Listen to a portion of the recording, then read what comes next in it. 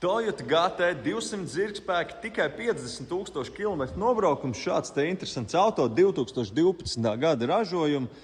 Visticamāk, eksploatējies ziemā, nav tikai pa vasarām braukāts, tāpēc saglabājies ļoti labā stāvoklī, aprūsējuši. Principā tikai šādi aizsargi nedaudz ir.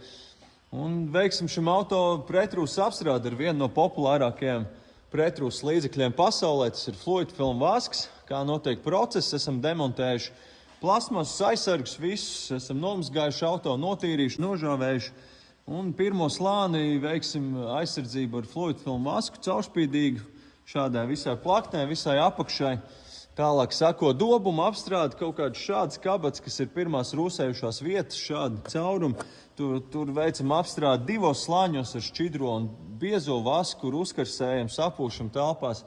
Un tas ļoti ilgi paliek aktīvs.